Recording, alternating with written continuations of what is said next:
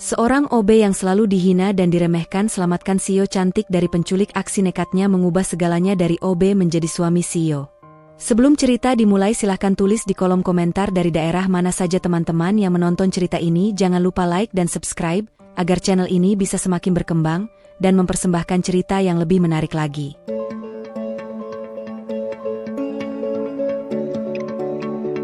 Pagi selalu datang lebih cepat di gedung itu. Saat matahari baru naik setengah, pantulannya sudah memantul di dinding kaca gedung perkantoran tertinggi di kawasan bisnis kota. Dari luar, bangunan itu tampak angkuh, berdiri tegak dengan garis-garis tegas dan warna dingin yang seolah menolak kehangatan. Kaca-kaca besar yang menyelimuti hampir seluruh permukaan gedung memantulkan langit biru pucat, awan tipis, dan lalu lintas yang mulai padat. Semua tampak rapi, teratur, dan penuh kendali, seperti citra perusahaan yang beroperasi di dalamnya. Di dalam gedung itu, sebelum suara mesin fotokopi dan langkah sepatu hak tinggi memenuhi lorong, ada satu orang yang sudah lebih dulu hadir. Keno. Ia tiba saat langit masih berwarna abu-abu muda.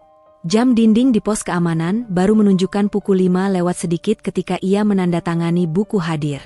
Seragamnya sudah disetrika rapi, meski warnanya mulai pudar di beberapa bagian.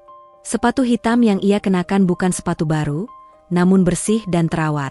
Keno selalu memastikan dirinya datang dalam keadaan paling siap, meski pekerjaannya sering dianggap remeh. Ia mengambil peralatan kebersihan dari gudang kecil di lantai dasar. Ember, kain pel, sapu, dan cairan pembersih disusunnya dengan teliti. Gerakannya tidak tergesa, tetapi juga tidak lamban. Ada ritme yang sudah melekat pada tubuhnya, ritme dari kebiasaan yang dilakukan berulang-ulang setiap hari. Lorong-lorong panjang masih sunyi. Lampu-lampu putih menyala penuh, memantulkan cahaya dingin ke lantai marmer yang licin. Setiap langkah Keno menghasilkan gema kecil, terdengar jelas karena belum ada suara lain yang bersaing. Di jam-jam seperti ini, gedung terasa jauh lebih besar dari biasanya. Kosong, bersih, dan hening. Keno mulai dari lantai dasar, lalu perlahan naik ke lantai-lantai atas. Ia menyapu, mengepel, mengelap kaca, memastikan tidak ada noda sekecil apapun yang tertinggal. Tangannya bergerak cekatan, seolah setiap sudut gedung sudah ia hafal di luar kepala. Ia tahu lantai mana yang harus dibersihkan lebih teliti, karena sering dilewati tamu penting. Ia tahu ruang rapat mana yang harus berkilau sebelum jam 8. Sesekali, ia berhenti sejenak, menarik napas, lalu melanjutkan pekerjaannya tanpa keluhan. Tidak ada yang menyuruhnya bekerja sekeras itu. Tidak ada yang benar-benar memperhatikan hasil kerjanya secara langsung. Namun bagi Keno, pekerjaannya bukan sekadar rutinitas. Ada rasa tanggung jawab yang ia pegang, meski tak pernah diucapkan oleh siapapun. Sementara itu, di waktu yang hampir bersamaan, di tempat yang jauh berbeda namun masih dalam gedung yang sama, Kirana juga bersiap memulai hari. Apartemen Kirana terletak tidak jauh dari pusat kota. Interiornya minimalis, bersih, dan nyaris tanpa dekorasi berlebihan.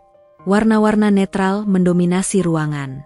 Tidak ada foto keluarga yang terpajang mencolok, tidak ada benda-benda yang menunjukkan kehidupan personal secara gamblang. Segalanya terlihat rapi, fungsional, dan terkontrol, seperti diri Kirana sendiri. Ia berdiri di depan cermin besar di kamarnya, mengenakan setelan kerja berwarna gelap. Rambutnya disanggul sederhana namun elegan. Wajahnya tenang, hampir tanpa ekspresi berlebih. Hanya sepasang mata yang menunjukkan ketegasan dan kewaspadaan. Kirana sudah terbiasa menampilkan diri seperti itu.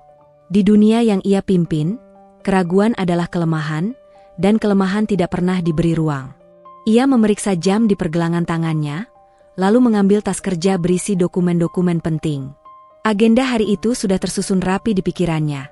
Rapat direksi, presentasi proyek, laporan keuangan, dan beberapa keputusan strategis yang harus diambil. Tidak ada ruang untuk kesalahan. Tidak ada waktu untuk menunda.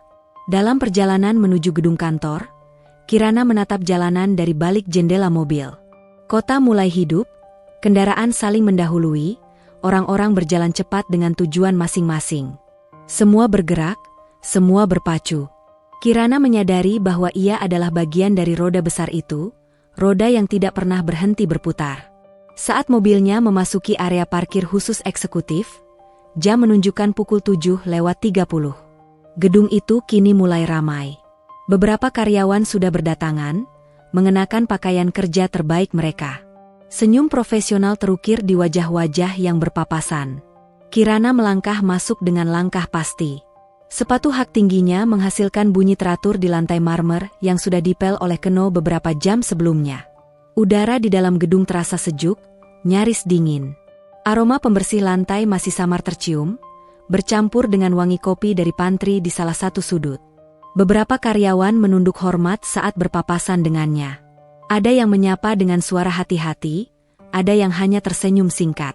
Kirana membalas seperlunya. Ia tidak dingin, tetapi juga tidak berlebihan. Jarak profesional selalu ia jaga.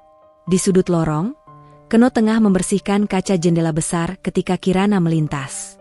Ia sempat menundukkan kepala, memastikan lap yang digunakannya tidak menyentuh setelan mahal perempuan itu. Pandangannya hanya sekilas terangkat, cukup untuk mengenali sosok CEO muda yang sering ia lihat dari kejauhan. Bagi Keno, Kirana adalah figur yang nyaris tidak terjangkau. Bukan hanya karena jabatan, tetapi karena aura yang ia bawa. Tegas, teratur, dan seolah selalu berada satu langkah di depan orang lain. Keno tidak pernah berpikir untuk menarik perhatian. Ia tahu posisinya, dan ia terbiasa berada di pinggir. Kirana sendiri tidak benar-benar memperhatikan Keno. Bukan karena meremehkan secara sadar, melainkan karena pikirannya sudah dipenuhi hal-hal lain. Di matanya, Keno hanyalah bagian dari latar gedung, seseorang yang menjalankan tugasnya seperti seharusnya. Tidak lebih, tidak kurang. Hari pun berjalan.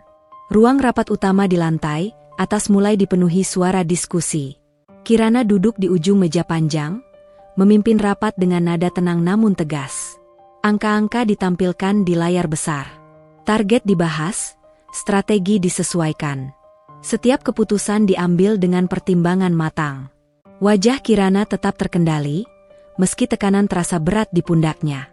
Di saat yang sama, di lantai lain, Keno mendorong troli sampah, mengumpulkan sisa-sisa pekerjaan dari hari sebelumnya. Ia mendengar potongan percakapan karyawan yang melewatinya. Tentang target, tentang bonus, tentang rencana liburan. Tidak ada yang menyapanya secara khusus. Beberapa bahkan melintas seolah ia tidak ada. Tatapan merendahkan bukan hal baru bagi Keno. Ada yang memandangnya dengan rasa superior, ada yang sekadar mengabaikan. Ia sudah belajar untuk tidak memasukkan semua itu ke dalam hati. Fokusnya hanya satu, menyelesaikan pekerjaan sebaik mungkin. Sesekali, ada karyawan yang memerintahnya dengan nada tinggi. Keno mengangguk, mengiyakan, lalu melakukan apa yang diminta tanpa bantahan. Bukan karena ia tidak punya harga diri, tetapi karena ia memahami realitas. Dalam dunia yang dibagi oleh jabatan dan kekuasaan, suara seperti miliknya jarang didengar.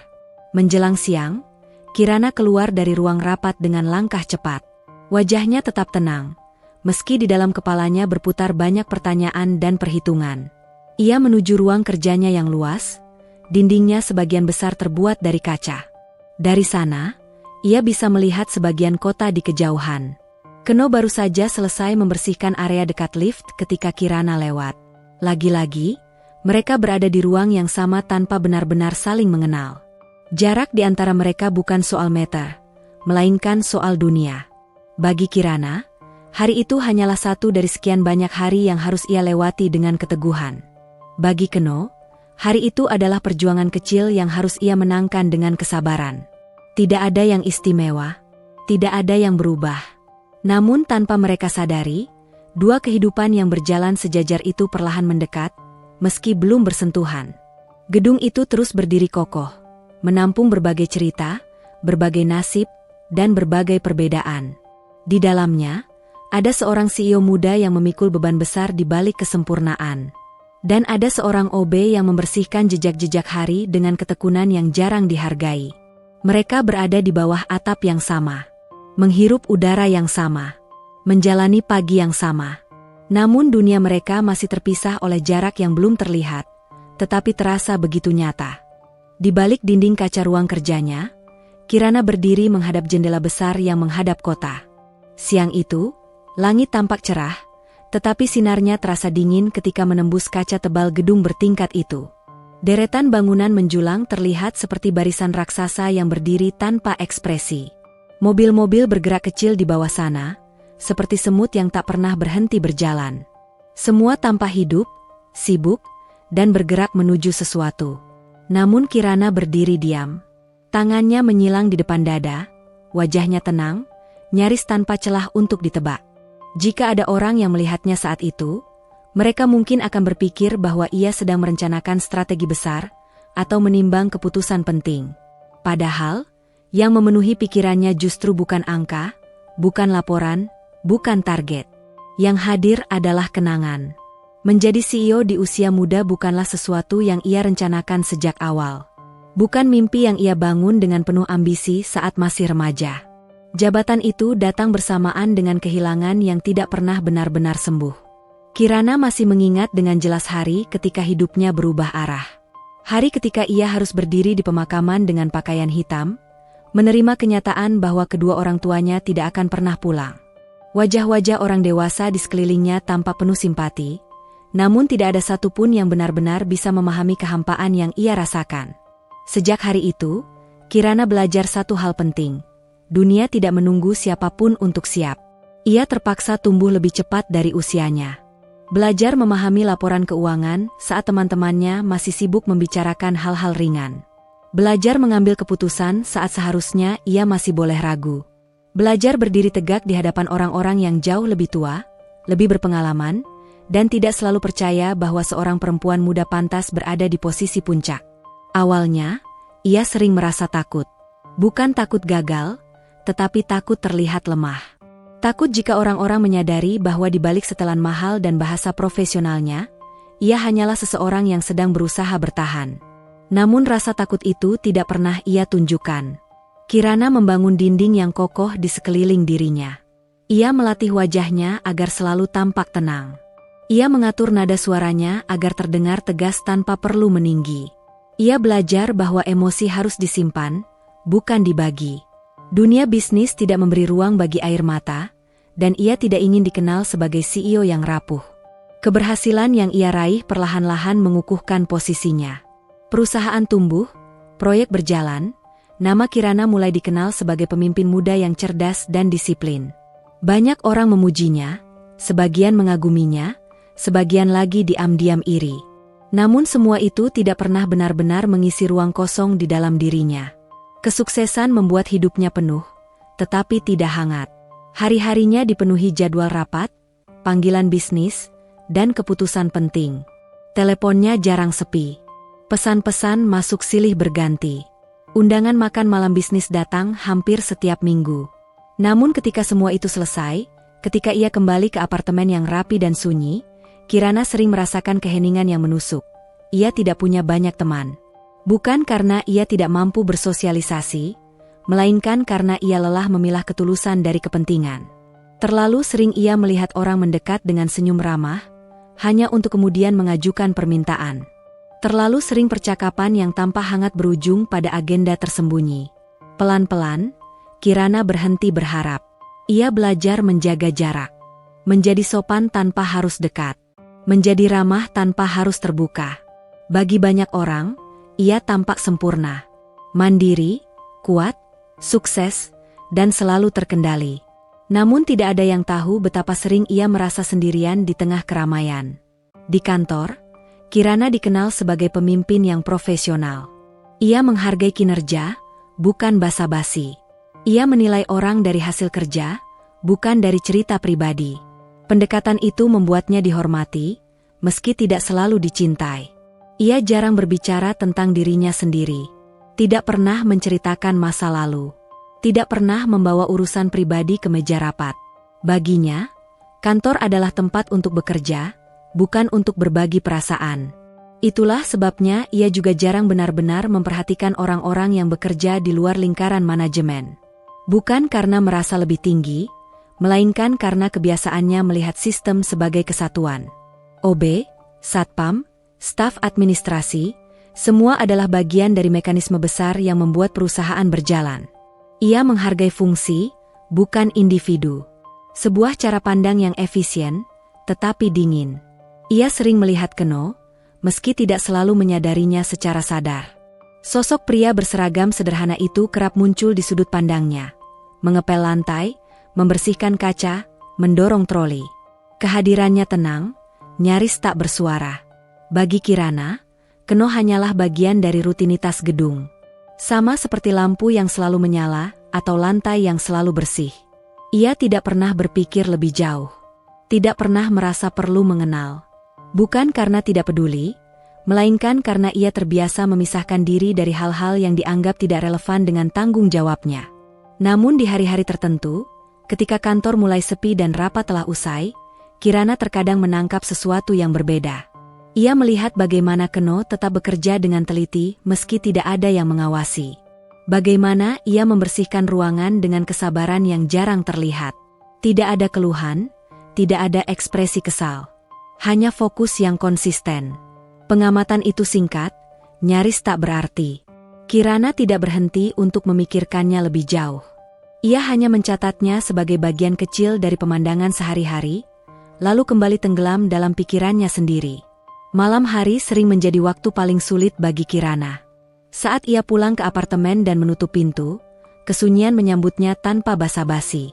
Tidak ada suara televisi yang menyala, tidak ada obrolan ringan, tidak ada pesan yang benar-benar ingin ia jawab. Ia sering duduk di sofa dengan lampu redup, membiarkan pikirannya melayang ke tempat-tempat yang jarang ia kunjungi di siang hari. Ia merindukan hal-hal sederhana yang dulu pernah ia miliki. Makan malam bersama keluarga. Tertawa tanpa beban. Percakapan tanpa topeng. Namun kenangan itu terasa seperti milik orang lain, jauh dan sulit dijangkau. Kadang-kadang, Kirana bertanya pada dirinya sendiri, apakah semua yang ia bangun sepadan dengan harga yang harus ia bayar. Namun pertanyaan itu selalu ia simpan dalam hati. Tidak pernah ia ucapkan, bahkan pada dirinya sendiri. Ia tahu satu hal dengan pasti, jika ia berhenti, dunia tidak akan ikut berhenti. Esok hari akan selalu datang dengan tuntutannya sendiri. Pagi berikutnya, Kirana kembali berdiri di depan cermin, mengenakan wajah yang sama. Wajah yang kuat, terkendali, dan tampak tak tergoyahkan. Tidak ada yang berubah dari luar. Namun di dalam, ada bagian dari dirinya yang terus memikul beban tanpa pernah benar-benar beristirahat. Di gedung yang sama, di jam yang hampir bersamaan, Keno kembali menjalankan rutinitasnya. Mereka kembali berada dalam ruang yang sama, tanpa menyadari bahwa dua jiwa yang sama-sama kesepian itu perlahan bergerak menuju sebuah persimpangan yang belum terlihat. Untuk saat ini, Kirana tetaplah CEO muda yang tampak sempurna di mata dunia. Dan di balik kesempurnaan itu, ia adalah manusia yang belajar bertahan dengan caranya sendiri. Diam-diam, tanpa keluhan, tanpa saksi.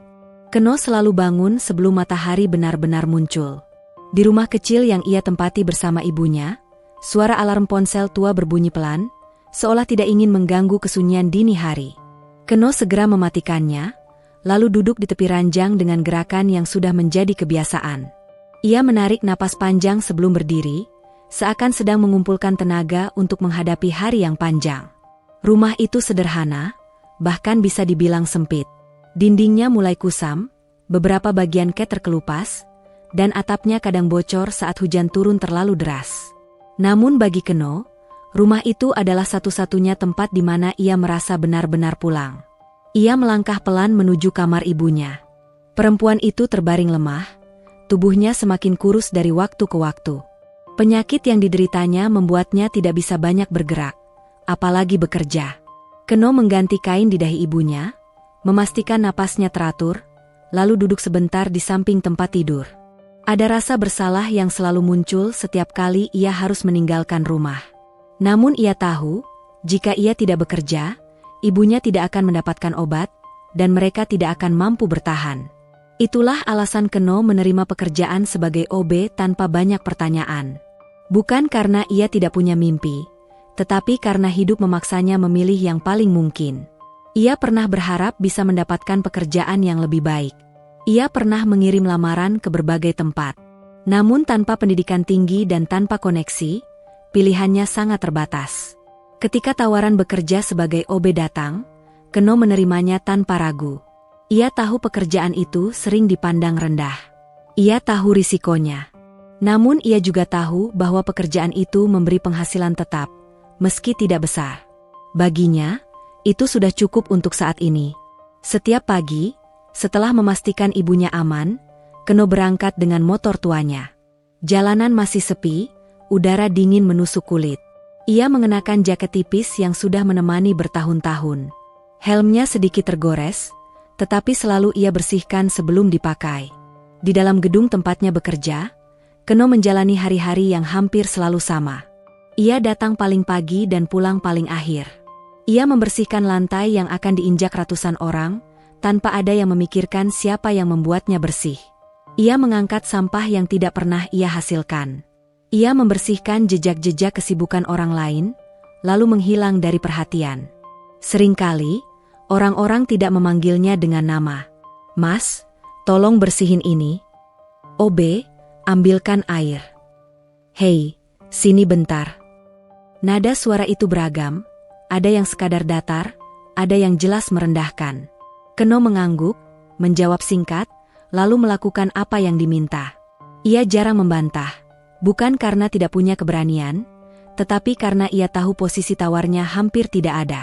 Ada hari-hari ketika ia diperlakukan seperti benda. Disuruh tanpa sopan santun. Ditegur dengan nada tinggi atas kesalahan kecil. Pernah suatu kali, seorang karyawan menumpahkan minuman dan menertawakannya sambil berkata bahwa membersihkan memang sudah tugas Keno. Tawa itu masih terngiang di telinganya hingga kini. Namun Keno tidak membalas dengan kemarahan. Ia membersihkan lantai itu dengan tangan gemetar, bukan karena takut, melainkan karena ia berusaha menahan perasaan yang tidak pernah diberi ruang untuk keluar. Di balik sikap diamnya, Keno adalah orang yang peka. Ia memperhatikan hal-hal kecil yang sering diabaikan orang lain. Ia tahu siapa yang datang ke kantor dengan wajah lelah, siapa yang sedang bersedih, siapa yang tampak tertekan meski tersenyum. Ia tidak ikut campur, tetapi ia merasakan. Ketika melihat seseorang menjatuhkan dokumen, ia membantu memungutnya tanpa diminta. Ketika melihat petugas keamanan yang tampak sakit, ia membawakan air hangat. Tidak ada yang mencatat kebaikannya. Tidak ada yang memujinya. Namun Keno tidak melakukannya untuk dilihat. Empati itu tumbuh dari hidup yang tidak pernah mudah. Keno tahu rasanya diabaikan. Ia tahu rasanya dianggap tidak penting. Justru karena itu, ia tidak ingin orang lain merasakan hal yang sama, meski hanya sebentar. Kadang-kadang, saat istirahat siang, Keno duduk sendiri di sudut pantry. Ia membawa bekal sederhana dari rumah, nasi dengan lauk seadanya. Di meja lain, karyawan berbincang tentang rencana makan di luar, tentang kafe baru, tentang bonus dan liburan. Keno mendengar, tetapi tidak ikut bicara. Bukan karena ia tidak punya cerita, melainkan karena ia merasa tidak ada yang benar-benar ingin mendengarnya. Ia terbiasa menjadi penonton dalam hidup orang lain. Meski begitu, Keno tidak membenci siapapun. Ia memahami bahwa dunia tidak adil, dan tidak semua orang diberi kesempatan yang sama. Ia hanya berharap suatu hari nanti hidupnya bisa sedikit lebih ringan. Di tengah semua itu, Keno memegang satu prinsip sederhana: bekerja dengan jujur dan tidak menyusahkan orang lain. Ia tahu pekerjaannya tidak akan membuatnya kaya. Ia tahu mungkin ia akan terus berada di posisi yang sama dalam waktu lama. Namun selama ia bisa pulang membawa obat untuk ibunya dan makanan di meja, ia merasa sudah melakukan yang terbaik. Saat pulang kerja, tubuhnya sering terasa lelah. Punggungnya pegal, tangannya kasar karena bahan pembersih. Namun setiap kali ia membuka pintu rumah dan melihat ibunya tersenyum lemah, semua itu terasa sepadan. Ibunya sering meminta maaf karena merasa menjadi beban. Keno selalu menggeleng, mengatakan bahwa merawat ibunya adalah bagian dari hidupnya, bukan beban. Kata-kata itu ia ucapkan dengan tulus. Meski jauh di dalam hatinya, ada ketakutan yang jarang ia akui, takut suatu hari tidak mampu lagi bertahan. Di malam hari, sebelum tidur, Keno sering memandangi langit-langit kamar yang retak. Ia memikirkan hari esok. Ia memikirkan apakah hidup akan selalu seperti ini. Tidak ada jawaban yang pasti, tetapi ia tetap bangun setiap pagi dengan tekad yang sama. Keno bukan orang yang bermimpi tinggi. Ia hanya ingin hidupnya berarti bagi seseorang. Jika dunia tidak memberinya panggung besar, Ia rela berdiri di belakang layar, selama ia masih bisa menjaga orang yang ia cintai. Di gedung tempat ia bekerja, orang-orang mungkin hanya melihatnya sebagai OB yang pendiam.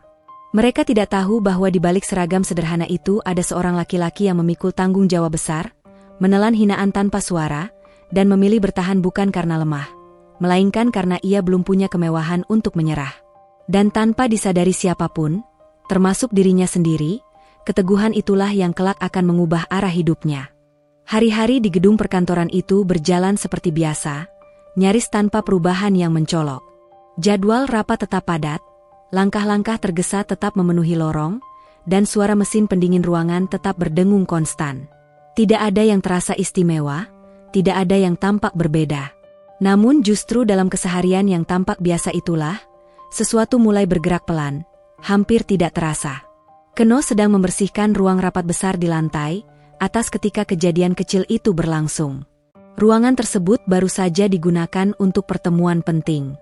Kursi-kursi masih belum sepenuhnya rapi, beberapa gelas air mineral tertinggal di atas meja panjang, dan layar proyektor masih menampilkan sisa-sisa grafik yang belum dimatikan. Keno bekerja dengan tenang. Ia mengangkat gelas satu persatu, menyusunnya di atas troli, lalu mengelap meja dengan gerakan perlahan namun pasti.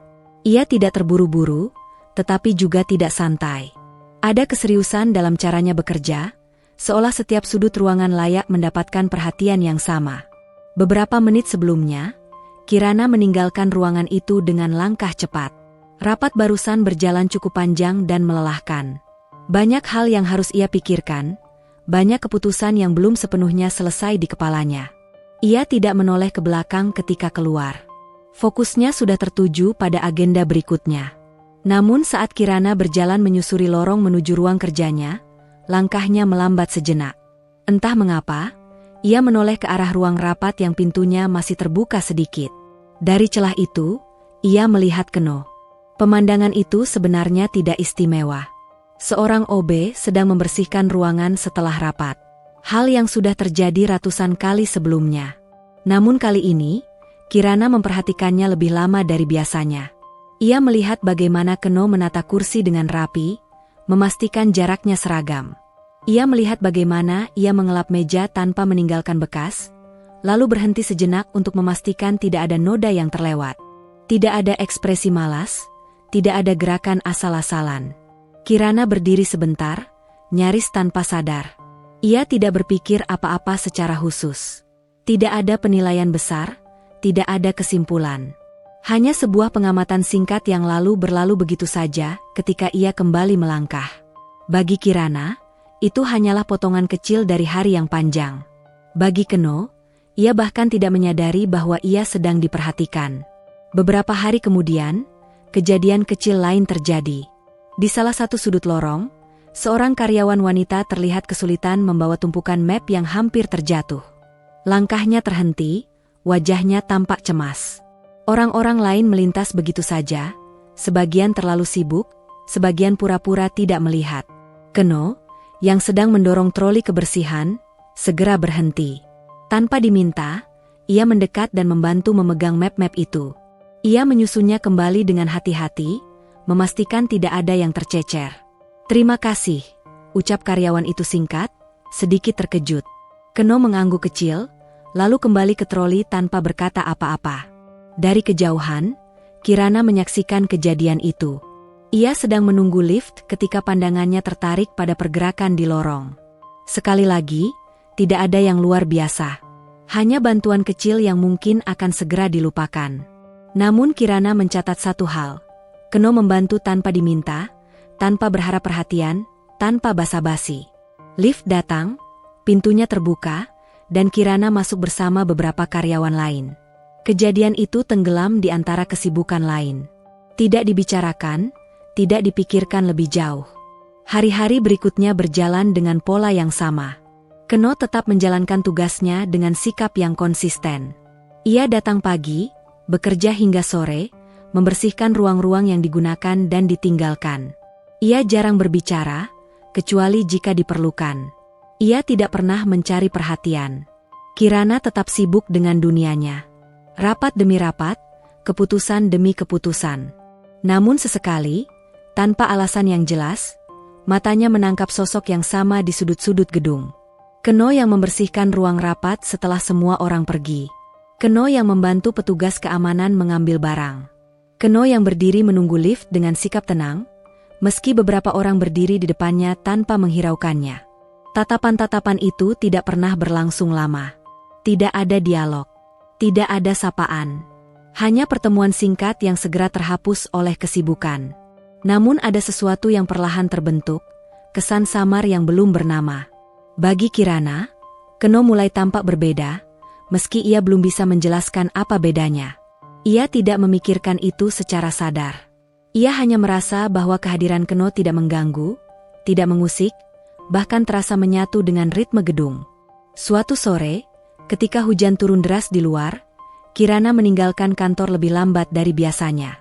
Gedung sudah mulai sepi. Lampu-lampu di beberapa lantai dimatikan. Suasana terasa lebih sunyi dari siang hari. Di lobi, Kirana berhenti sejenak untuk mencari payung di dalam tasnya. Dari sudut matanya, ia melihat Keno sedang mengepel lantai yang basah akibat jejak kaki para karyawan yang baru saja pulang. Gerakannya tetap sama, teliti dan hati-hati, seolah tidak terpengaruh oleh waktu yang sudah menunjukkan jam pulang. Untuk sesaat, Kirana memperhatikan itu. Tidak lama, hanya beberapa detik.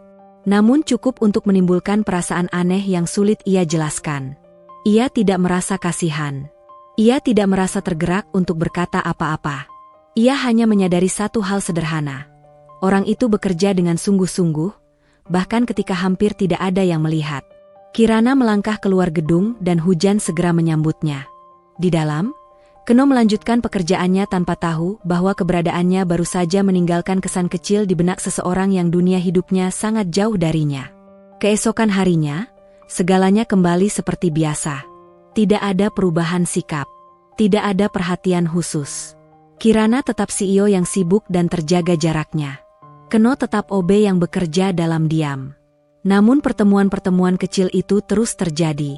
Seperti titik-titik kecil yang belum membentuk garis, belum bermakna, tetapi perlahan mengisi ruang kosong di antara dua dunia yang sebelumnya tidak saling bersentuhan. Tidak ada ketertarikan. Tidak ada rasa ingin tahu yang besar. Hanya pengakuan samar bahwa seseorang yang sebelumnya tak terlihat, kini mulai tercatat di pinggir kesadaran. Dan bagi Keno, semua itu hanyalah hari-hari biasa yang ia lalui dengan cara yang sama seperti sebelumnya. Ia tidak menyadari bahwa di balik rutinitasnya yang sederhana, ia sedang berdiri di ambang perubahan yang belum ia pahami. Untuk saat ini, pertemuan itu memang tidak memiliki makna besar. Tidak ada janji, tidak ada harapan. Hanya dua manusia yang mulai menyadari keberadaan satu sama lain. Perlahan, tanpa suara, tanpa rencana. Beberapa minggu terakhir, ritme kerja Kirana berubah tanpa pengumuman apapun. Jika sebelumnya ia masih bisa meninggalkan kantor sebelum malam terlalu larut, kini lampu ruang kerjanya seringkali masih menyala ketika sebagian besar lantai sudah gelap. Gedung yang pada siang hari dipenuhi suara langkah dan percakapan kini berubah sunyi, hanya menyisakan dengung pendingin ruangan dan pantulan cahaya lampu di lantai marmer. Tekanan datang perlahan, tidak dalam bentuk ledakan besar, melainkan seperti tetesan air yang jatuh terus-menerus ke batu yang sama. Di ruang rapat, Kirana duduk mendengarkan laporan dari tim hukumnya. Nada suara mereka datar, profesional, namun isi pembicaraan terasa berat. Ada gugatan kecil yang muncul tiba-tiba, terkait kerja sama lama yang sebelumnya dianggap selesai. Tidak cukup besar untuk mengguncang perusahaan, tetapi cukup merepotkan untuk menguras waktu dan energi. Nama perusahaan pesaing itu disebut dengan hati-hati. Bukan pemain baru, bukan pula musuh terang-terangan. Mereka bergerak halus, rapi, dan selalu tampak bersih di permukaan. Ambisi mereka tersembunyi di balik senyum dan kalimat formal.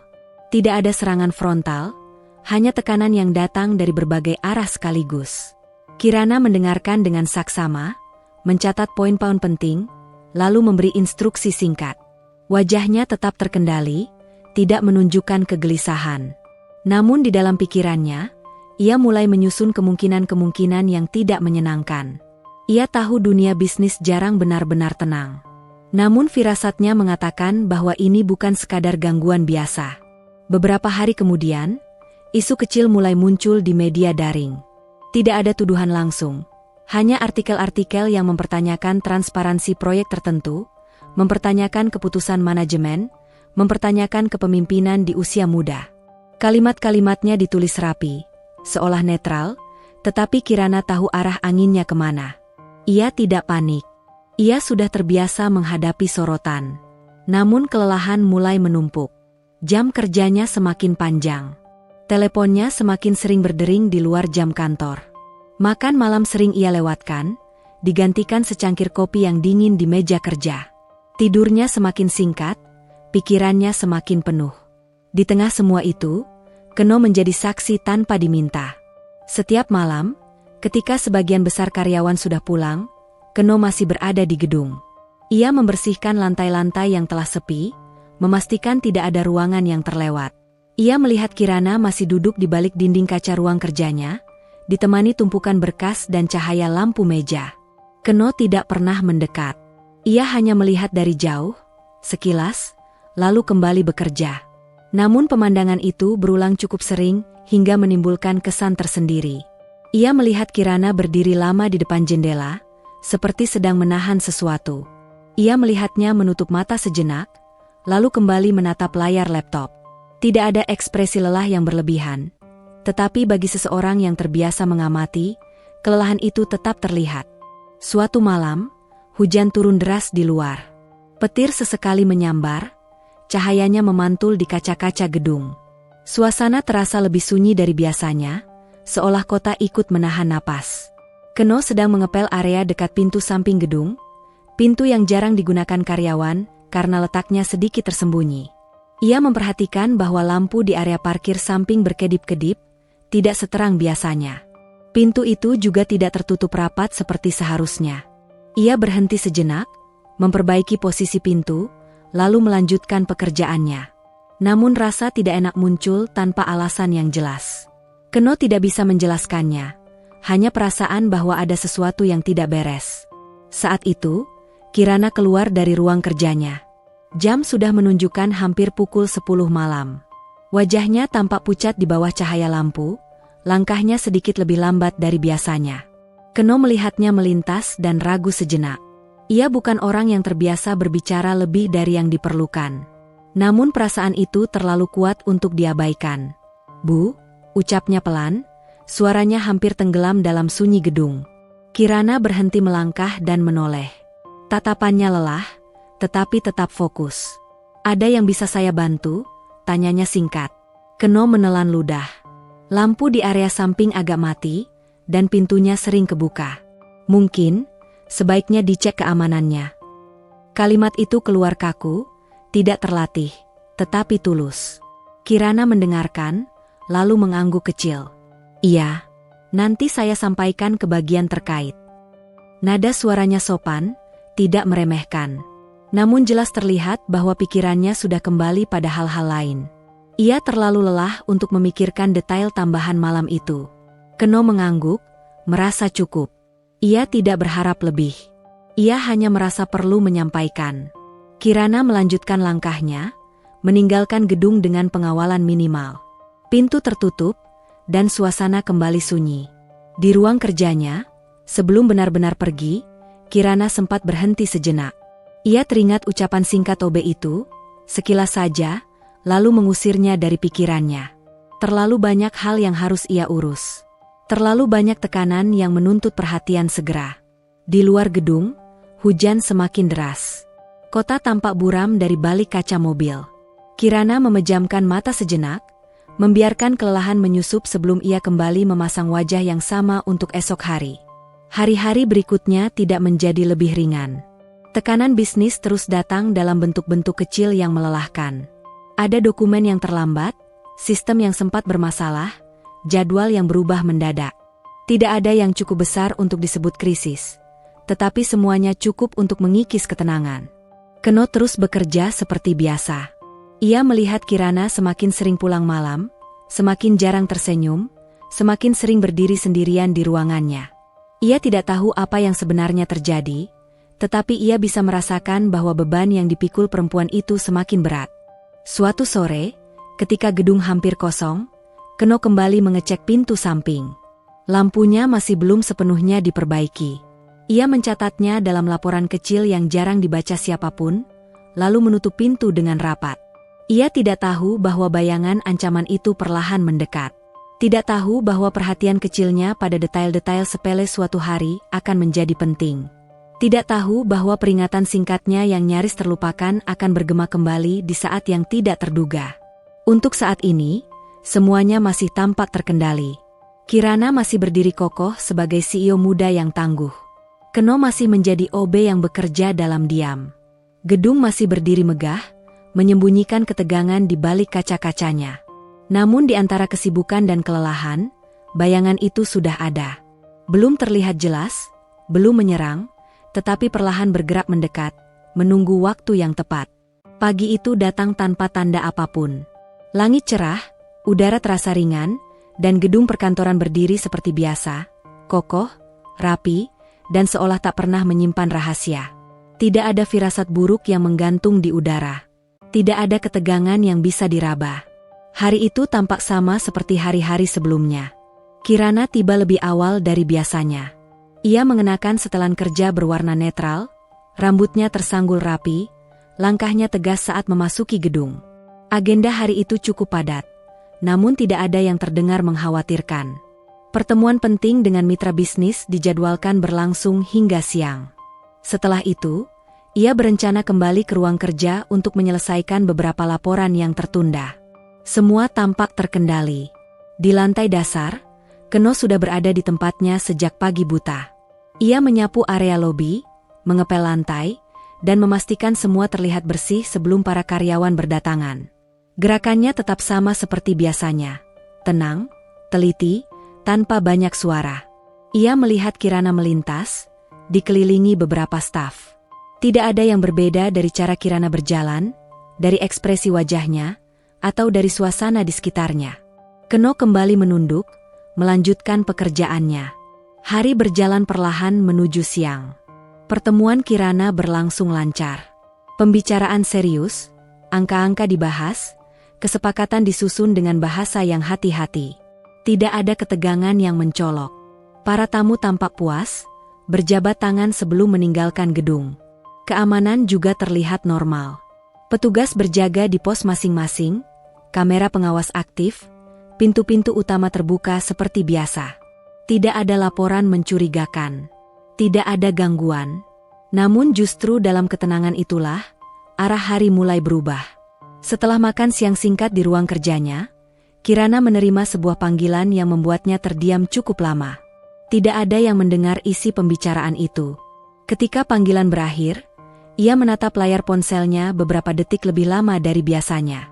Ia lalu berdiri, mengambil tas, dan keluar dari ruang kerja.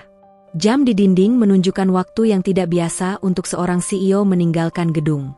Terlalu sore untuk disebut urusan pribadi, terlalu pagi untuk disebut pulang. Kirana berjalan sendiri, tanpa banyak pengawalan. Beberapa staf sempat menoleh, namun tidak bertanya. Di lobi, Keno sedang mengepel lantai dekat pintu kaca ketika ia melihat Kirana melintas dengan langkah cepat. Ada sesuatu yang berbeda, meski sulit dijelaskan.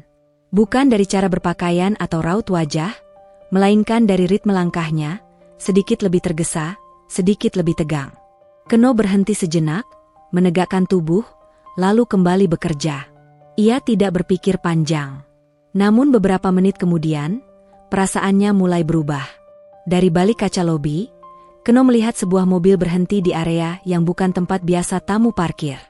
Mobil itu tidak terlalu mencolok, berwarna gelap, tampak seperti kendaraan biasa, namun posisinya membuat Keno mengernyitkan dahi. Mobil itu tidak memiliki tanda khusus. Bukan mobil tamu tetap, bukan kendaraan operasional gedung. Mesin masih menyala, tetapi tidak ada orang yang keluar. Keno melirik sekeliling. Petugas keamanan sedang berbincang dengan seseorang di sisi lain area parkir. Tidak ada yang memperhatikan mobil itu. Kirana melangkah keluar gedung beberapa saat kemudian. Saat itulah Keno merasakan sesuatu yang tidak nyaman. Ia tidak tahu mengapa. Tidak ada alarm yang berbunyi. Tidak ada teriakan. Tidak ada adegan mencolok. Namun ada detail kecil yang tidak pas. Cara pintu mobil itu terbuka sedikit. Cara seseorang di dalamnya menoleh cepat ketika Kirana mendekat. Naluri Keno bekerja lebih cepat daripada pikirannya. Ia tahu ia hanya OB. Tidak punya wewenang. Tidak punya alasan kuat untuk bertindak. Ia bahkan tidak yakin apakah yang ia lihat benar-benar berbahaya, atau hanya imajinasinya sendiri. Tangannya mencengkeram gagang pel tanpa sadar. Kirana berjalan semakin dekat ke area parkir. Langkahnya tetap tegap, namun fokusnya tampak terbagi. Ia mengeluarkan ponsel, seolah hendak menghubungi seseorang. Keno ragu. Jika ia salah, ia akan terlihat bodoh. Jika ia bereaksi berlebihan, ia bisa ditegur. Bahkan bisa dianggap mencampuri urusan yang bukan tanggung jawabnya. Namun rasa tidak enak itu tidak pergi. Ia teringat lampu yang berkedip di pintu samping beberapa hari lalu. Teringat tekanan yang akhir-akhir ini menyelimuti kantor. Teringat bahwa tidak semua ancaman datang dengan wajah yang jelas. Mobil itu bergerak sedikit, seolah bersiap. Keno melangkah satu langkah ke depan, lalu berhenti. Jantungnya berdegup lebih cepat dari biasanya. Ia menoleh ke arah pos keamanan, lalu kembali ke arah Kirana. Waktu terasa melambat. Ia tahu ia tidak bisa berteriak. Itu akan menarik perhatian dan mungkin membuat situasi semakin kacau. Ia juga tahu ia tidak bisa begitu saja menghampiri Kirana tanpa alasan jelas. Namun ia bisa melakukan satu hal kecil. Keno mendorong troli kebersihannya ke arah pintu keluar, berpura-pura menjalankan tugas. Gerakannya tampak biasa, tidak tergesa. Ia menempatkan dirinya di jalur yang sama dengan Kirana, cukup dekat untuk mengamati. Dari jarak itu, ia melihat lebih jelas. Ada dua orang di dalam mobil. Keduanya mengenakan pakaian rapi, tetapi bukan seperti karyawan kantor. Tatapan mereka terlalu waspada, terlalu fokus. Salah satu dari mereka memegang ponsel dengan posisi aneh, seolah menunggu aba-aba. Kirana sudah sangat dekat sekarang. Keno menelan ludah. Tubuhnya tegang, pikirannya berpacu. Ia tahu, jika ia salah mengambil langkah, konsekuensinya tidak kecil. Namun jika ia tidak melakukan apa-apa, dan sesuatu terjadi, ia tidak akan pernah memaafkan dirinya sendiri. Saat Kirana hampir melewati mobil itu, salah satu pintu terbuka lebih lebar. Detik itu, Keno membuat keputusan. Bukan keputusan besar. Bukan tindakan heroik. Hanya satu langkah kecil yang lahir dari rasa tanggung jawab yang selama ini ia simpan dalam diam. Ia menjatuhkan embernya dengan sengaja. Air tumpah ke lantai, menciptakan suara yang cukup keras untuk menarik perhatian. Beberapa orang menoleh, termasuk Kirana.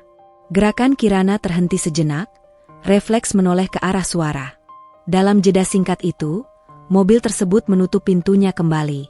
Mesin meraung sedikit lebih keras, lalu kendaraan itu melaju pergi tanpa penjelasan. Keno berdiri membeku, menatap sisa air yang mengalir di lantai. Jantungnya masih berdetak kencang. Tangannya gemetar, bukan karena takut dihukum, tetapi karena ia baru saja menyadari sesuatu. Ia mungkin saja baru menghindarkan sesuatu yang tidak ia pahami sepenuhnya. Kirana memandang ke arah Keno sebentar, lalu ke arah mobil yang menjauh. Ada kerutan kecil di keningnya, namun ia tidak mengatakan apa-apa. Setelah beberapa detik, ia melanjutkan langkahnya ke kendaraan pribadinya. Hari itu tetap berlanjut. Tidak ada keributan. Tidak ada laporan resmi. Tidak ada yang membicarakan kejadian itu. Namun bagi Keno, arah hidupnya telah bergeser, meski ia belum menyadarinya. Ia memungut kembali embernya, membersihkan lantai yang basah, dan kembali ke rutinitas seolah tidak ada yang terjadi. Namun di dalam dadanya, ada kesadaran baru yang perlahan tumbuh. Bahwa terkadang, perubahan besar dimulai dari keputusan kecil yang diambil oleh orang yang tidak pernah merasa penting. Dan hari itu, tanpa sorotan, tanpa pujian, tanpa saksi, adalah hari ketika segalanya mulai berubah arah. Hari itu seharusnya berakhir seperti hari-hari lainnya. Langit mulai meredup ketika sore bergeser menuju malam. Gedung perkantoran yang sejak pagi ramai perlahan kembali sunyi. Satu persatu lampu di lantai-lantai atas padam, menyisakan beberapa ruangan yang masih menyala. Udara di dalam gedung terasa lebih dingin, seolah ikut menyesuaikan diri dengan waktu. Kirana masih berada di ruang kerjanya. Ia duduk di balik meja besar dengan tumpukan dokumen yang belum tersentuh. Matanya menatap layar laptop tanpa benar-benar membaca. Kepalanya terasa berat. Hari itu dipenuhi keputusan yang tidak sederhana, tekanan yang tak kunjung mereda, dan firasat aneh yang terus mengganggu, meski ia berusaha mengabaikannya. Ia menarik napas panjang, lalu berdiri. Tidak ada alasan kuat untuk tetap tinggal. Semua yang bisa dikerjakan hari itu sudah dilakukan. Sisanya bisa menunggu. Kirana mengambil tasnya dan melangkah keluar. Di lantai bawah, Keno sedang membersihkan area dekat pintu keluar samping. Gerakannya sedikit melambat karena hari sudah panjang. Namun perhatiannya tetap tajam, seperti biasa. Ia terbiasa bekerja di saat gedung mulai sepi, ketika suara langkah menjadi jarang dan gema lorong terdengar lebih jelas. Ia melihat Kirana turun sendirian. Tidak ada staf yang mengiringi. Tidak ada rapat lanjutan. Tidak ada tanda-tanda khusus. Namun waktu kepulangan itu kembali terasa janggal. Terlalu sepi. Terlalu sunyi. Keno mengamati dari kejauhan. Di luar gedung, sebuah mobil kembali terparkir di tempat yang sama seperti beberapa hari lalu. Warna gelap, kaca agak gelap, mesin menyala. Tidak mencolok, tetapi cukup untuk menimbulkan rasa tidak nyaman bagi seseorang yang memperhatikan detail. Keno merasakan denyut di pelipisnya. Ia berhenti mengepel. Tangannya mengeratkan pegangan kain pel, sementara pandangannya tak lepas dari pintu keluar. Ia berharap dirinya salah. Ia berharap itu hanya kebetulan. Namun tubuhnya menegang, nalurinya menolak untuk tenang. Kirana melangkah keluar gedung. Saat itulah semuanya terjadi. Mobil itu bergerak cepat, terlalu cepat untuk ukuran kendaraan yang seharusnya hanya parkir. Pintu terbuka lebar. Dua sosok keluar hampir bersamaan. Gerakan mereka terlatih, tidak panik, tidak ragu. Kirana baru menyadari ketika jarak sudah terlalu dekat. Salah satu tangan menutup mulutnya, yang lain menarik lengannya dengan kuat. Tasnya terjatuh ke lantai, ponselnya terpental. Ia berusaha melawan, tetapi tenaganya kalah. Dunia terasa berputar cepat, suara-suara teredam oleh detak jantungnya sendiri. Ketakutan menyergap tanpa aba-aba. Ia ingin berteriak, tetapi suaranya tertahan. Ia ingin berlari, tetapi langkahnya ditarik masuk ke dalam mobil. Dalam hitungan detik, pintu tertutup keras, dan kendaraan itu melaju meninggalkan gedung. Semua berlangsung begitu cepat, begitu terencana. Petugas keamanan yang berada agak jauh baru menyadari ada sesuatu yang salah ketika mobil itu sudah melesat keluar area parkir. Teriakan terdengar, langkah kaki berlarian, tetapi semuanya terlambat. Di tengah kekacauan singkat itu, Keno berdiri terpaku. Ia melihat semuanya. Arah mobil itu, cara mereka bergerak. Wajah Kirana yang pucat sebelum pintu tertutup. Tatapan panik yang hanya bertahan sepersekian detik, tetapi terpatri jelas di ingatannya. Jantung Keno berdentum keras, seolah ingin keluar dari dadanya. Tubuhnya gemetar. Kepalanya terasa kosong sekaligus penuh. Ia ingin bergerak, tetapi kakinya terasa berat. "Bu Kirana," teriak seseorang. Suara-suara mulai bermunculan. Petugas keamanan berlari. Beberapa karyawan yang belum pulang berdiri kebingungan. Suasana berubah kacau dalam hitungan detik. Namun Keno masih berdiri di tempatnya. Bukan karena tidak peduli. Bukan karena takut semata. Melainkan karena ia menyadari sesuatu yang mengerikan. Ia adalah satu-satunya yang benar-benar melihat detail penculikan itu sejak awal. Ia tahu kemana mobil itu pergi. Ia tahu arah belokannya. Ia tahu bahwa jika ia diam, semuanya akan berakhir sebagai laporan tanpa arah. Namun ia juga tahu siapa dirinya. Ia bukan polisi. Bukan keamanan. Bukan siapa-siapa. Hanya OB yang biasanya diminta membersihkan lantai setelah orang-orang pergi. Tangannya mengepal. Di dalam mobil yang melaju kencang, Kirana berusaha menenangkan napasnya. Dadanya terasa sesak, pikirannya berantakan. Ia mencoba mengingat apa yang terjadi, mencoba memahami situasi, tetapi ketakutan membuat segalanya kabur. Ia sadar bahwa ini bukan perampokan acak. Ini terencana. Terlalu rapi untuk disebut kebetulan. Ia memejamkan mata sejenak, lalu membukanya lagi. Tidak ada satupun wajah yang ia kenali. Tidak ada satupun suara yang memberinya petunjuk. Dunia yang selama ini ia kendalikan runtuh dalam sekejap. Untuk pertama kalinya setelah bertahun-tahun, Kirana merasa benar-benar tidak berdaya. Di luar, Keno akhirnya bergerak. Ia tidak ikut berteriak. Ia tidak berlari ke arah petugas. Ia justru berlari ke arah lain, ke arah gerbang belakang yang jarang digunakan. Ia tahu jalur itu. Ia membersihkannya hampir setiap hari. Ia tahu bahwa mobil itu akan keluar lewat jalur tersebut untuk menghindari perhatian. Keno berlari secepat yang ia bisa. Nafasnya terengah.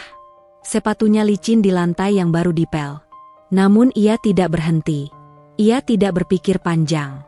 Yang ia tahu hanya satu. Ia tidak bisa membiarkan ini berlalu begitu saja. Dari kejauhan, ia melihat mobil itu sudah hampir keluar dari area gedung. Ia tahu ia tidak akan bisa menghentikannya. Ia tidak punya apapun. Tidak ada alat. Tidak ada kekuatan. Namun ia melihat satu hal kecil. Plat nomor. Keno memaksakan matanya menghafal angka dan huruf itu, satu persatu. Ia mengulanginya dalam hati berkali-kali, seolah jika ia berhenti mengulang, ingatan itu akan hilang. Mobil itu menghilang di tikungan. Keno berhenti berlari. Dadanya naik turun. Tubuhnya gemetar hebat. Keringat dingin mengalir di pelipisnya. Ia berdiri sendirian di area yang mulai sepi kembali, sementara sirene keamanan terdengar samar di kejauhan. Ia tahu, mulai saat itu, hidupnya tidak akan lagi sama. Ia bisa berpura-pura tidak tahu. Bisa kembali mengepel lantai seperti biasa. Tidak ada yang akan menyalahkannya.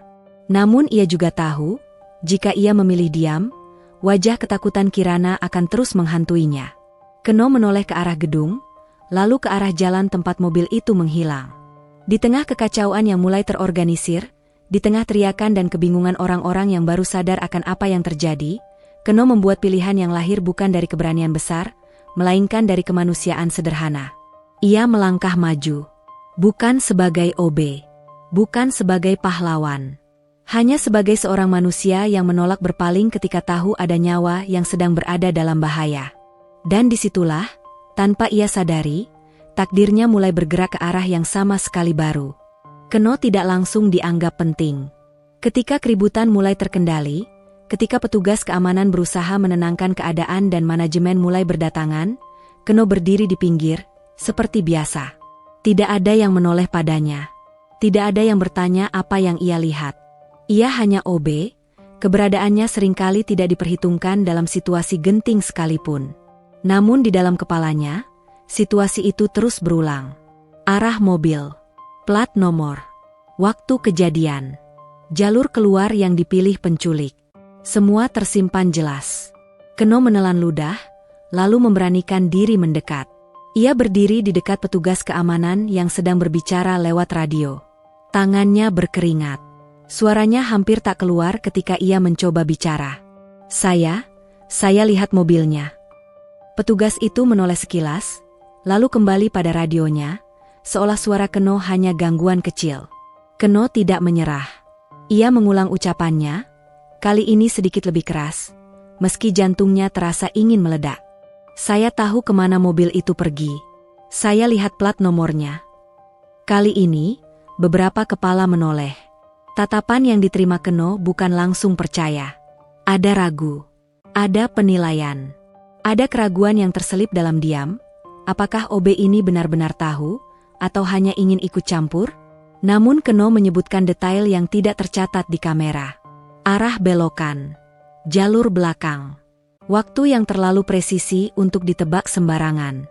Keraguan itu perlahan berubah menjadi perhatian. Beberapa menit kemudian, informasi dari Keno diteruskan. Polisi mulai bergerak. Waktu menjadi hal paling berharga. Setiap menit terasa terlalu panjang. Di tempat lain, Kirana duduk terikat di kursi belakang sebuah bangunan kosong. Tangannya dingin. Kepalanya berdenyut. Ketakutan datang bergelombang, bergantian dengan kemarahan dan keputusasaan. Ia berusaha tetap tenang, mencoba berpikir jernih seperti saat memimpin rapat. Namun rasa takut bukan sesuatu yang bisa diatur dengan logika.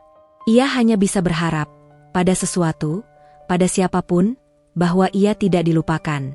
Di luar sana, Keno bergulat dengan keputusan yang jauh lebih berat dari yang pernah ia hadapi seumur hidupnya. Polisi bergerak cepat, tetapi prosedur tetap prosedur.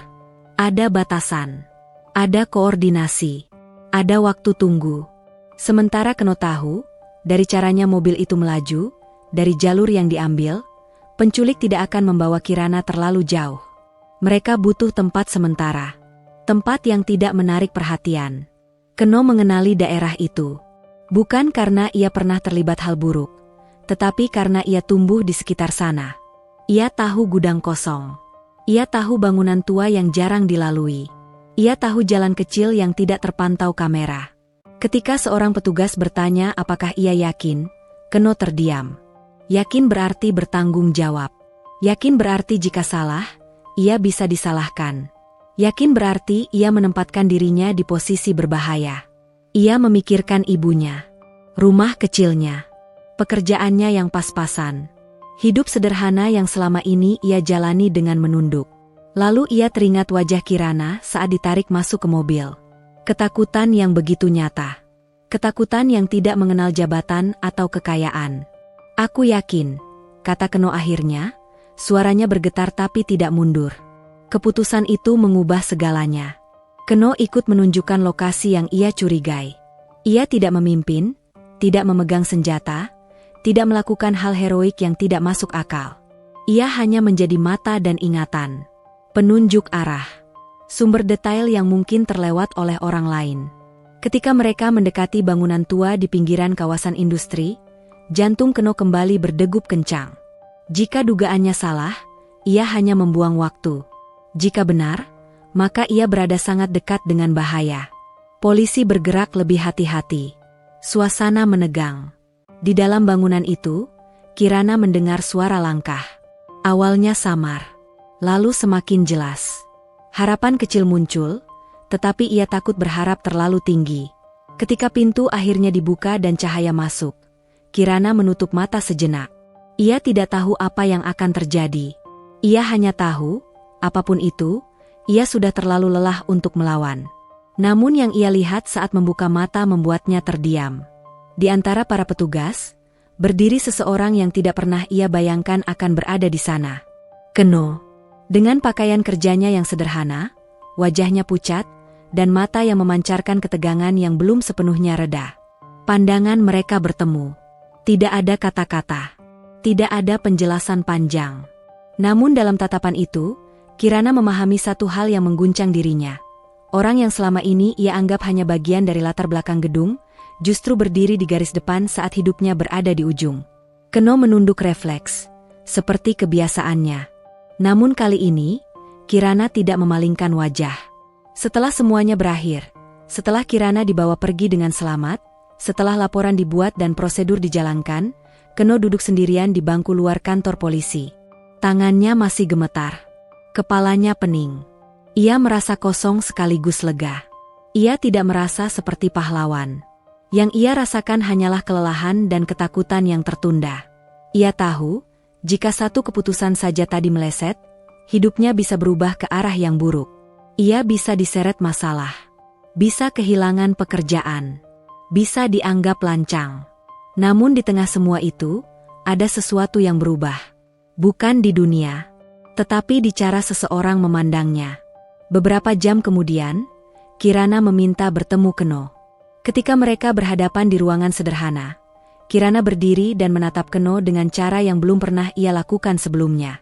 Tidak dari atas, tidak dari balik jabatan, melainkan sejajar. Terima kasih, ucap Kirana pelan, suaranya masih lemah, tetapi penuh ketulusan. Keno hanya mengangguk. Ia tidak tahu harus berkata apa. Ia tidak terbiasa menerima terima kasih seperti itu. Namun bagi Kirana, hari itu menjadi hari di mana definisi tentang siapa yang penting dan siapa yang hanya dianggap kecil runtuh sepenuhnya. Di matanya, Keno bukan lagi OB. Ia adalah orang yang memilih bertindak ketika semua orang ragu. Dan disitulah, tanpa disadari keduanya, jarak yang selama ini membentang mulai retak. Perlahan, namun tidak mungkin kembali seperti semula. Gedung itu kembali berdiri seperti sedia kala. Kaca-kaca tinggi memantulkan cahaya pagi, lorong-lorong kembali dipenuhi langkah kaki, suara mesin fotokopi, dan obrolan singkat yang terburu-buru. Bagi sebagian besar orang, hari-hari kembali berjalan normal seolah tak pernah terjadi apa-apa. Namun bagi Kirana, tidak ada lagi yang benar-benar sama. Ia kembali ke kantor dengan wajah yang tampak tenang, pakaian rapi, dan sikap profesional yang tak berubah. Rapat-rapat berjalan seperti biasa, keputusan diambil dengan presisi, dan namanya kembali disebut sebagai CEO muda yang tangguh. Di atas kertas, segalanya terlihat utuh. Tetapi di dalam dirinya, ada sesuatu yang retak. Setiap kali pintu lift tertutup terlalu cepat, dadanya menegang. Setiap suara langkah di belakang membuatnya refleks menoleh. Malam-malamnya menjadi panjang, dipenuhi mimpi yang terpotong, bayangan ruang gelap, dan rasa tidak berdaya yang datang tanpa aba-aba. Trauma tidak selalu muncul dalam bentuk tangis atau kepanikan. Kadang ia hadir dalam keheningan yang menyesakan, dalam kewaspadaan berlebih, dalam kelelahan yang tidak bisa dijelaskan. Kirana mulai memahami itu. Ia juga mulai memahami rasa syukur dengan cara yang baru. Bukan sekadar ucapan formal atau pemberitaan media. Rasa syukur yang datang diam-diam, menyelinap di sela napas, ketika ia menyadari bahwa hidupnya nyaris berhenti di satu sore yang tampak biasa. Dan di tengah semua perasaan yang saling bertabrakan itu, ada satu wajah yang terus muncul di pikirannya. Keno. Sementara itu, Keno kembali menjalani hidupnya seperti sebelumnya. Ia kembali datang paling pagi, menyapu lantai, mengepel lorong, membersihkan ruang rapat. Tangannya kembali berbau cairan pembersih, punggungnya kembali sedikit membungkuk karena pekerjaan yang tidak ringan. Namun ada yang berbeda. Tatapan orang-orang padanya berubah. Tidak semua orang berani menyapanya langsung, tetapi bisik-bisik itu terasa. Ada yang menatap lebih lama. Ada yang mengangguk kecil saat berpapasan. Ada pula yang tiba-tiba menyebut namanya, sesuatu yang jarang terjadi sebelumnya. Keno merasakannya, tetapi tidak menanggapinya berlebihan. Ia tidak merasa lebih tinggi. Ia tidak merasa lebih penting. Ia hanya merasa sedikit canggung, seolah berada di tempat yang sama namun dengan posisi yang samar. Beberapa orang menyebutnya berani. Sebagian menyebutnya nekat. Ada pula yang menganggapnya kebetulan semata. Bagi Keno sendiri, semua label itu terasa asing. Ia tidak merasa telah melakukan sesuatu yang luar biasa. Yang ia lakukan hanyalah mengikuti suara kecil di dalam dirinya yang menolak untuk diam. Namun ternyata, bagi dunia di sekitarnya, itu sudah cukup untuk mengubah cara mereka memandangnya. Hubungan Keno dan Kirana juga berubah, tetapi tidak dengan cara yang dramatis. Tidak ada pertemuan khusus yang penuh emosi. Tidak ada percakapan panjang tentang perasaan. Tidak ada pengakuan atau janji. Yang ada justru jarak yang perlahan menyempit, tanpa disadari. Kirana mulai mengenali kehadiran Keno. Bukan sebagai latar, melainkan sebagai individu. Ia tahu jam kerjanya. Ia tahu kebiasaannya membersihkan ruang tertentu lebih teliti. Ia tahu bahwa Keno sering memastikan lorong aman sebelum benar-benar meninggalkannya. Keno pun mulai melihat Kirana dengan cara yang berbeda. Bukan hanya sebagai atasan yang jauh dan dingin, melainkan sebagai seseorang yang pernah sangat rapuh, meski dunia tidak pernah melihatnya. Mereka sesekali bertukar pandang. Tidak lama. Tidak mencolok. Namun tatapan itu tidak lagi kosong. Ada pengakuan yang tidak diucapkan. Ada pemahaman yang tidak membutuhkan kata-kata. Seolah keduanya menyadari bahwa mereka pernah berada di satu titik yang sama. Ketakutan. Suatu sore, Kirana keluar lebih awal dari ruangannya. Langkahnya melambat ketika melewati lorong yang sudah hampir bersih. Ia melihat Keno sedang merapikan peralatan kerjanya. Tanpa rencana, Kirana berhenti. Keno. Nama itu terdengar sederhana, tetapi bagi Keno, panggilan itu masih terasa tidak biasa. Ia menoleh, sedikit terkejut. Iya, Bu? Kirana menggeleng pelan. Terima kasih, katanya singkat. Bukan sebagai formalitas, tetapi sebagai pengingat. Seolah ia takut, jika tidak diucapkan lagi, maknanya akan memudar. Keno mengangguk, seperti biasa. Namun kali ini, ia tidak langsung menunduk.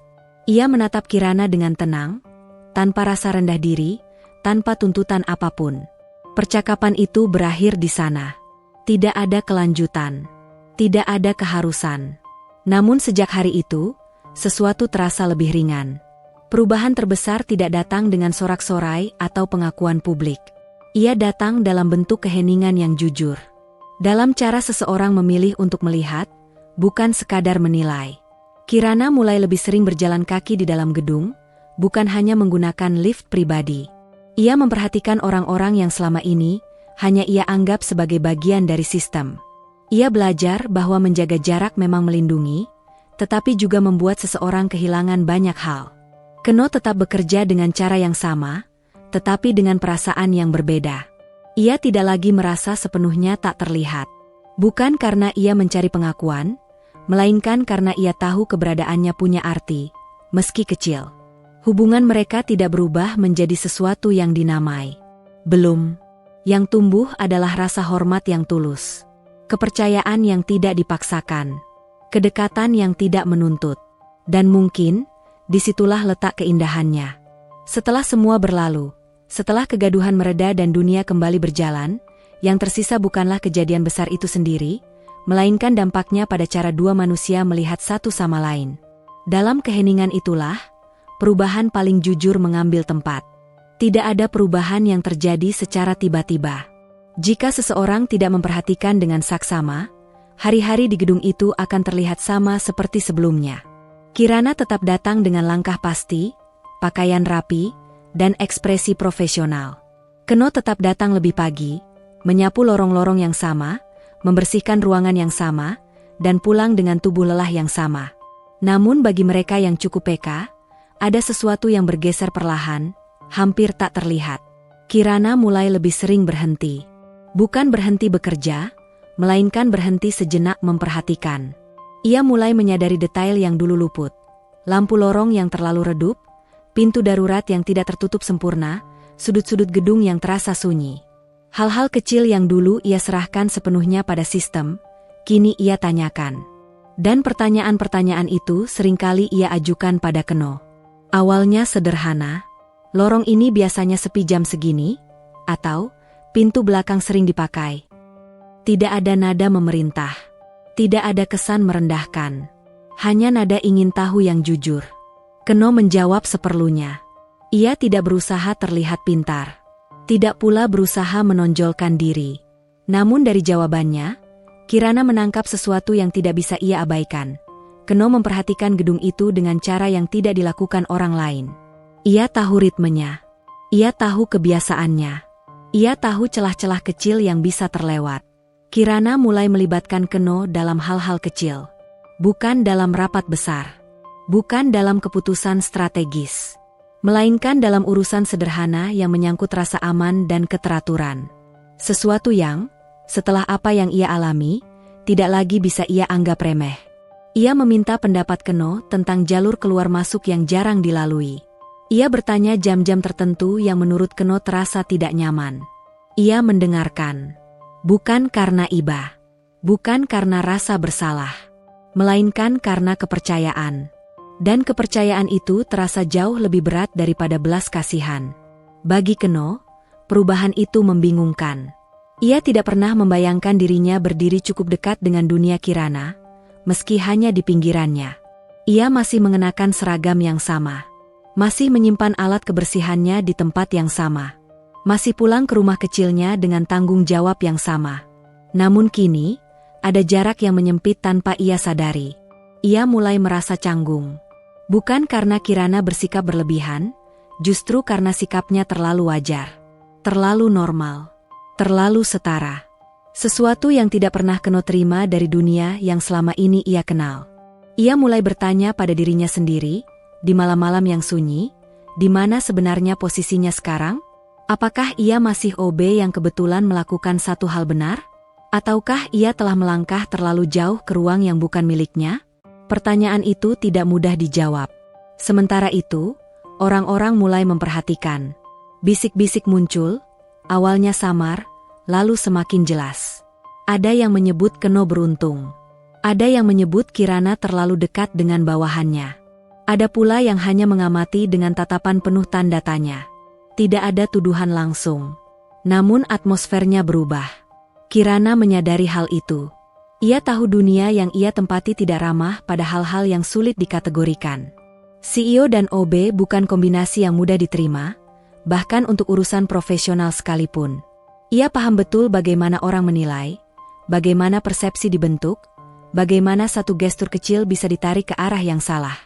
Namun ia juga tahu satu hal lain, ia tidak sedang melanggar apapun. Ia tidak memberi keistimewaan berlebihan. Ia tidak mengubah struktur. Ia hanya mengakui seseorang yang layak didengar. Dan itu seharusnya tidak menjadi masalah.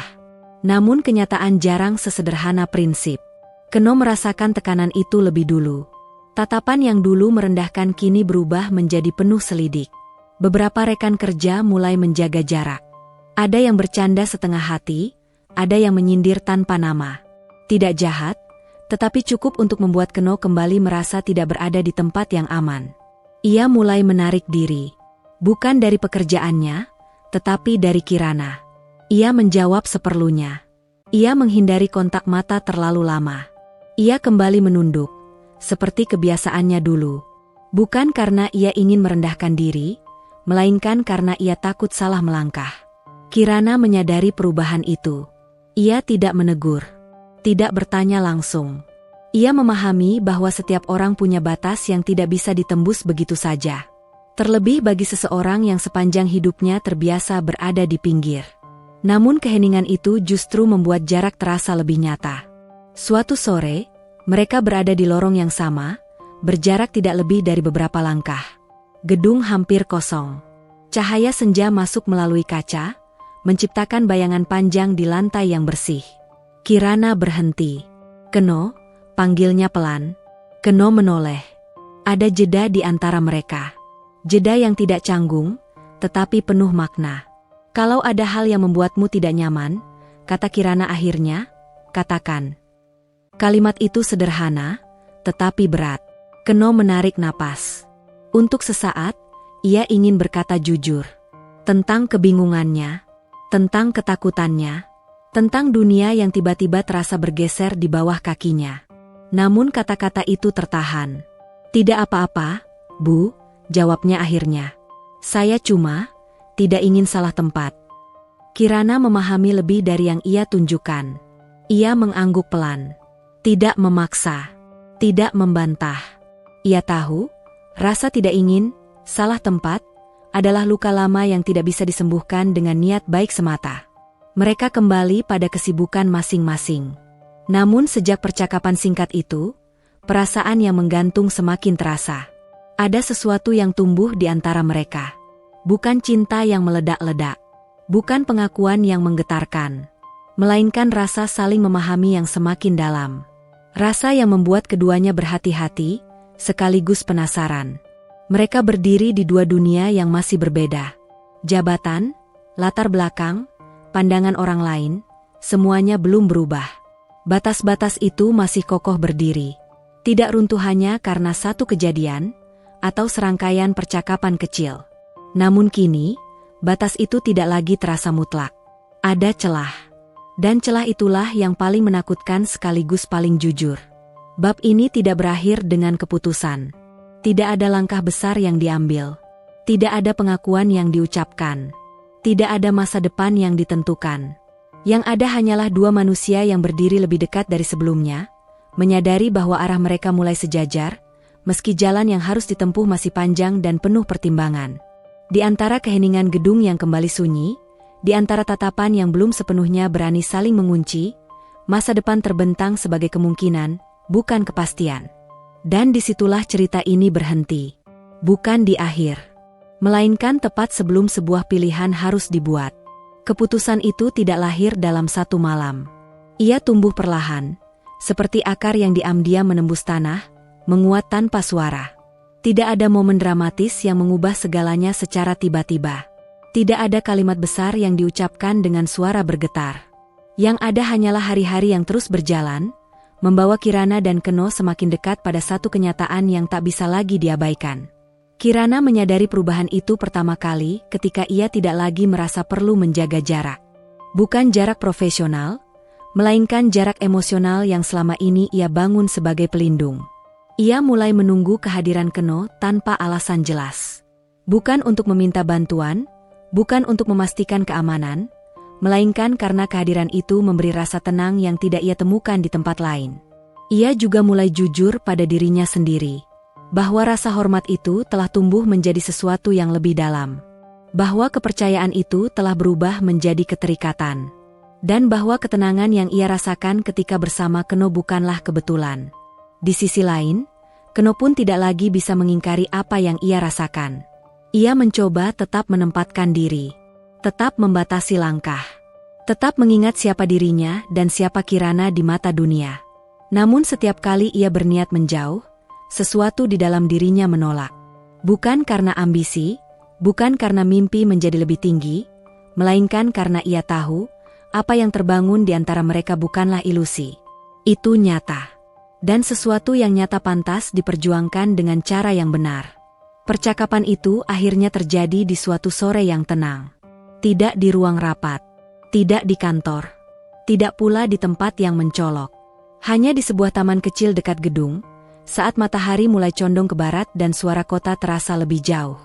Mereka duduk berseberangan, tidak terlalu dekat, tidak terlalu jauh. Aku tidak ingin kita berjalan tanpa arah, kata Kirana pelan, untuk pertama kalinya menggunakan nada yang sepenuhnya jujur, tanpa posisi, tanpa jabatan. Keno menatapnya, tenang namun serius. Aku juga tidak ingin melangkah jika itu hanya akan melukaimu atau membuatmu disalahkan, jawabnya. Tidak ada pengakuan cinta yang berlebihan. Yang ada adalah kesepakatan diam-diam. Jika mereka melangkah, maka langkah itu harus utuh.